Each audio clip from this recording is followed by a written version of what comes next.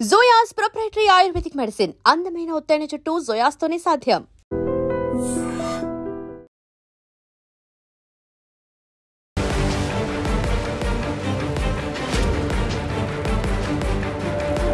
నమస్కారం, welcome to I dream.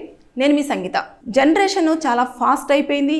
అదేవిధంగా technology కూడా పెరిగిపోతూ వస్తుంది. మన చేతిలోనే మొత్తం ప్రపంచం ఉంటున్నా కూడా ఇప్పటికీ కొన్ని తెగల వాళ్ళు ఇంకా వెనుకబడిపోయే ఉన్నారు.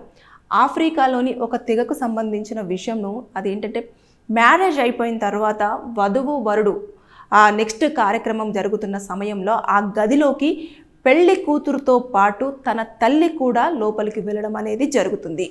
ఒకవేళ తల్లి లేని పక్షంలో ఆ కుటుంబంలో ఎవరైతే పెద్దవారు ఉంటారో ఆ పెద్దవారు వారితో పాటు ఎవరైతే వధువు వరుడు ఉంటారో వారి గదిలోకి వాళ్ళు కూడా వెళ్ళడం జరుగుతుంది. ఎందుకు వెళ్తారు అంటే, ఆ రోజు మొత్తం కూడా వారికి ఆ కార్యక్రమం పెట్టిన తర్వాత వారు చెప్పేదేనంటే, భార్యాభర్తలంటే ఇది, వారు ఇలా సన్నిహితంగా ఉండాలి, ఇలా ఉంటుంది అని చెప్పేసి వారు లైఫ్నంతా కూడా పెళ్ళికి ముందు డిస్కషన్ చేయరు, అదే రోజు డిస్కషన్ చేస్తారు. ఆ రోజు డిస్కషన్ చేస్తేనే వారు కలిసి అన్యోన్యంగా ఉంటారు అనేది ఆ తెగ యొక్క ఆలోచన అన్నట్టు. అది ఎప్పటి నుంచో తరతరాలుగా కూడా తెగకు సంబంధించిన వారు ఇప్పటికీ కూడా కంటిన్యూ అవుతూనే ఉన్నారు. అంటే ఎప్పుడైతే వధువరులు ఫస్ట్ నైట్ కార్యక్రమం ఏర్పాటు చేసుకుంటారో ఆ గదిలోకి వరుడు వధువుతో పాటు వధువుకు సంబంధించిన తల్లి, అదేవిధంగా తల్లి లేని పక్షంలో కుటుంబంలో ఎవరైతే పెద్దవారు ఉంటారో వారు కూడా గదిలోకి వెళ్ళడం జరుగుతుంది. జరిగిన తర్వాత వారు మొత్తం ఎక్స్ప్లెయిన్ చేస్తారు. అబ్బాయికి అమ్మాయికి ఇద్దరిని కూర్చొని చాలా చాలా క్లియర్గా మాట్లాడతారంట. మాట్లాడిన తర్వాత వారు దానికి ఓకే అనుకున్న తర్వాత నెక్స్ట్ డే రోజు అసలు కార్యక్రమం ఉంటుంది. నెక్స్ట్ డే రోజు వాళ్ళు వచ్చి ఏంటంటేను చెప్తారు, నేను ఆల్రెడీ భార్య బాధ్యతను నేను తీసుకుంటున్నాను, ఇక మీదట నా భార్యకి ఎలాంటి కష్టం రాకుండా నేను ప్రతి ఒక్క సమస్యలో ఆవిడతో నడుస్తాను, ఆవిడతో ఉంటాను, ఎవరు ఏం చెప్పినా సరే నా భార్య గురించి నేను నమ్మను అనే ఒక ప్రమాణంతో నెక్స్ట్ డే రోజు వాళ్ళు అసలు కార్యక్రమం పెట్టుకుంటారు. ఇదంతా కూడా ఆ తెగలో ఇప్పటికీ జరుగుతుంది. అంటే ఇంకా వెనుకబడిపోయింది. ఇది ఆల్రెడీ మనము రీసెంట్గా సంపూర్ణేష్ బాబు ఒక సినిమా తీశారు, కొబ్బరి మట్ట. దాంట్లో ఫ్యామిలీ మెంబర్స్ అందరూ కూడా ఫస్ట్ నైట్కి వెళ్తాం, రండి అని చెప్పేసి లోపలికి పిలుస్తారు చూడు. అది మనం నవ్వుకున్నాం, కానీ అది ఇప్పటికీ ఇంకా కొంతమంది సంప్రదాయంగా దాన్ని పాటిస్తూనే ఉన్నారు. అంటే ఎంత ఆశ్చర్యకరమైన విషయమో ఆలోచించాల్సిందే. ఇది ఆఫ్రికా కంట్రీలో జరుగుతూ ఉంది కాబట్టి అది మనకు పెద్దగా తెలియకుండకపోవచ్చు. ఇలాంటి వాటిలలో వీరిపైన అంటే ఇది నేను ఎందుకు మీకు చెప్పాల్సి వస్తుంది అంటే, ఒక వ్యక్తి దీన్ని చదివిన తర్వాత నాతో డిస్కస్ చేశారు. చేసి ఇలాంటి వాళ్ళ మీద కేసులు ఉండవా, ఇలాంటి వీళ్ళు కోర్టును అప్రోచ్ అవుతారా అంటే, వాళ్ళు కోర్టును అప్రోచ్ అవ్వరు, పోలీసులని అప్రోచ్ అవ్వరు. ఆ తెగవారు వాళ్ళ కుల పెద్దలు ఎవరైతే ఉంటారో, ఆ తెగ పెద్దలు ఎవరైతే ఉంటారో వారితోనే మాట్లాడతారు. వారే ప్రాబ్లమ్ సాల్వ్ చేస్తారు. వారు కోర్టుకు రారు. ప్లస్ తర్వాత వీళ్ళు కేసులు పెట్టుకోరు.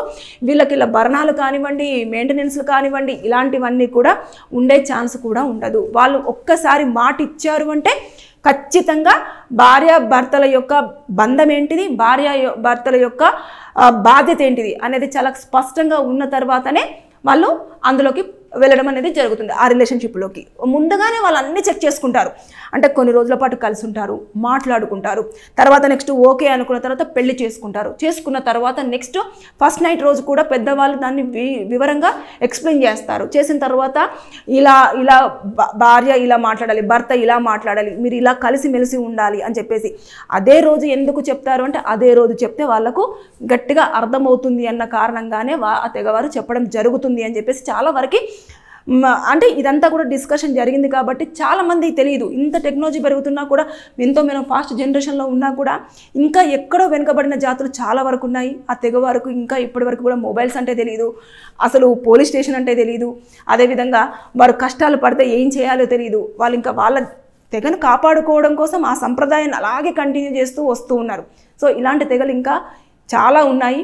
ఏదేమైనా సరే కానీ నాకు ఇది వినగానే షాక్ అనిపించింది. దాంతోపాటు కేసులు అవుతాయంటే అవ్వవు, తెగలకు సంబంధించి కేసులు అవ్వవు. రీజన్ ఏంటంటే వాళ్ళే ఆ తెగకు సంబంధించిన పెద్దలే సాల్వ్ చేస్తారు. వారే కోర్టు, వారే పోలీసులు, వాళ్ళే జడ్జెస్, అన్నీ వాళ్ళే. ఎక్కడ కూడా వారు వాళ్ళ తెగరు పరిధిని దాటి బయటకు వచ్చే ప్రసక్తి ఉండదు. సో ఇది చెప్పాలనిపించింది, చెప్పాను. Thank you. And for more videos, please subscribe to iDream. Please subscribe to iDream. Please subscribe iDream. And please subscribe to iDream. For more videos, subscribe to iDream. please like, share and subscribe to the channel. Congratulations, iDream. Subscribe to iDream. Subscribe to iDream. So subscribe to iDream Media. iDream team అందరికి huge congratulations. Please subscribe iDream Media.